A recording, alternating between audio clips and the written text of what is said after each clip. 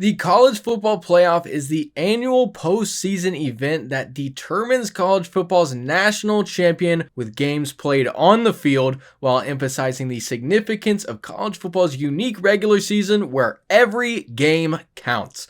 At least that's what it says on the website. In reality, the college football playoff is a messy, imperfect tournament system that has gotten even messier with the expansion from the 4-team format previously to the 12-team format starting in the 2024-2025 college football season. And in this video, we'll be going over the good, the bad, the very bad, and the downright hideous aspects of the 12-team playoff, as well as our genius solution for the postseason going forward. This is going to be one of the most contentious videos on the channel to date, so before you jump to the comments to tell me how stupid and wrong I am, just hear me out. By the end of it, I bet I will have changed your mind at least a little bit. And if I do change your mind, you have to like and subscribe. No takesies backsies. A home playoff environment could be cool, and that's about the only good thing I have to say.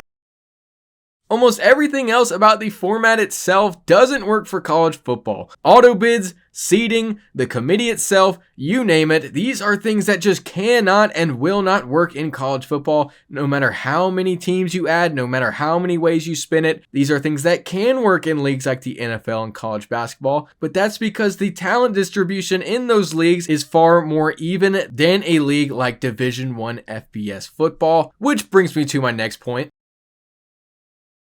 Parity in college football is unlike any other sport in the world, and that's because it just isn't fair. Look at this graph of talent and accomplishment distribution in college football in the year of 2024, taken from a study done by uwdogpound.com. What you'll notice are some very similar faces at the top right of this graph, and those are going to be the elite of the elite teams in college football this year that a majority of the talent and experience currently exist in within college football. These are the teams who are capable of winning a national championship this year. Of course, you have your outliers like Florida State and Oklahoma, but those are exactly that. Outliers by extremely talented and experienced teams that just suffered from poor coaching feats this season. You can also have really good coaching feats like Kirby Smart at Georgia and Steve Sarkisian at Texas that push those teams further into this bubble of teams who can win a national championship. But adversely, teams towards the middle of this graph and in the other quadrants were not and are not capable of winning the national championship this year. And the results on the field as well as the data from past years proves that.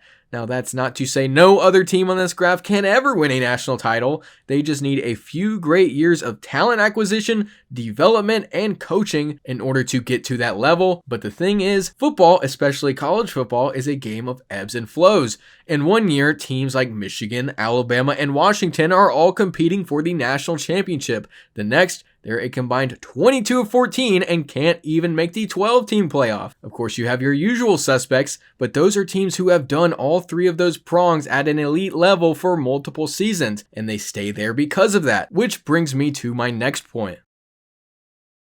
Anybody in college football can compete for and win a national championship. Obviously, it'll be exponentially harder for a team like Eastern Michigan to than it will for a team like Alabama, but the formula I laid out over a span of multiple seasons in practice is possible. But you know what isn't possible? All 134 teams being able to do that in a single year. Or even half of those teams. Or even half of those teams. Or even half of that. Or even half of that. Or even half of that. Year in and year out, we've seen it on the field too. Teams with great storylines and great seasons to back it up that simply cannot hang with the top dogs.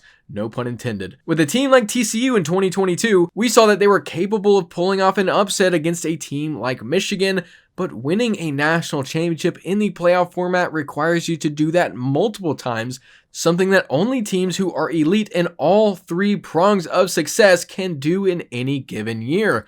And like we've said before, generously speaking, there are only a few of these teams in any given season. So the idea that we need to expand the playoff to 12 or more teams is just false. Adding more slots in the playoff does not mean there are now more teams who can win a national championship. If anything, it makes it even harder for teams like TCU in 2022 to win the national championship now, because even if they make the playoff, they now have to win 3 or 4 games in a row compared to the 2 they had to win before, which they already showed they're not capable of doing. And not only does it make it harder for precious underdogs to have a chance, but it also results in... Remember how good the game was in 2023? Number 2 Michigan versus number 3 Ohio State, a back and forth game between 2 undefeated teams that essentially decided the fate of each program for that season.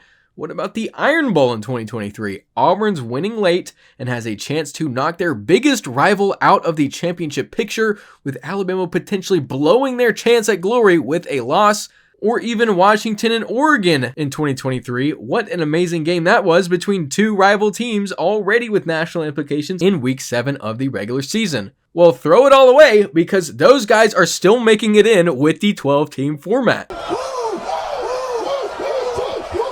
For real though, those games now are objectively less important because the implication is no longer between who will go on to win the national championship. Instead, it's, will I be the 3rd seed or the 8th seed this year? I don't know, but at least the loss to Northern Illinois in week 2 doesn't matter anymore. And you would think with this many teams being let into the playoff, at least the top teams in the bracket would be rewarded for playing great this year, right? Wrong! Oregon had the best season of any other team in Division I FBS in 2024, going undefeated and winning the Big Ten in their first year in the conference. Their reward? Playing the team that almost beat them on their own field earlier in the year, while the team they beat in the championship game gets rewarded with an easy track to the semifinals. This is a symptom of the auto bid system in college football, which allows the top 5 conference champions in above teams who have even better records than they do. And those auto bids are locked in and here to stay, by the way. This format isn't going anywhere anytime soon. That right there, folks, is the symptom of an amazing and flawless system. Something I get hit with all the time when I criticize expansion is, more college football is always a good thing, which is a line of logic that has never been true in any aspect of life ever. Think about it. If you do too much of something you like, eventually it becomes boring and less valuable to you. The same way that if you print more money, everyone doesn't automatically become richer. The value of the money just goes down. This is just as true for college football. Adding more playoff slots doesn't make more games more important. It makes important games less important. Word salad, I know, but think about it. We know that teams like SMU and Clemson aren't going to win the national championship. I even said as much before the conference championship week. But the auto bids and the playoff system as a whole creates this faux reality in which they can. But I know, you know, we know that they can't. In turn, what you've done is lessen the impact of games with actual national title implications to make games with no actual bearing on the national championship picture feel more important than they actually are. It really is just simple economics. I get told often that I don't care about football because I don't want more important football games, which by itself is funny because I dedicate hours of my life to the sport with no monetary incentive to do so. I created a robot to help me pick games better, for crying out loud. If that right there doesn't say love of the game, I don't know what does. In reality, I just think college football was perfectly fine how it was. You can say bowl games are meaningless.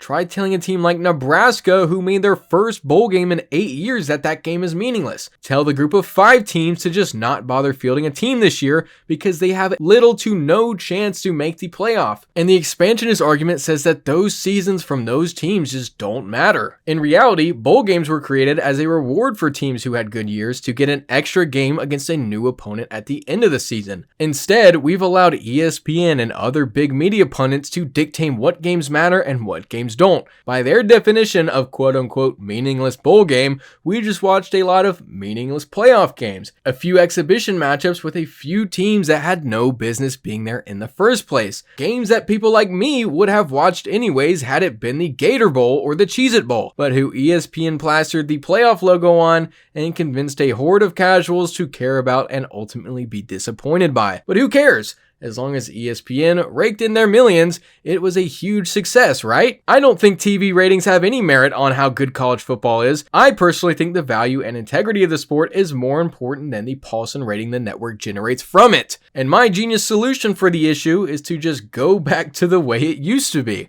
when everything made sense. But that's not going to happen. They're making too much money from it, but that's just what I think.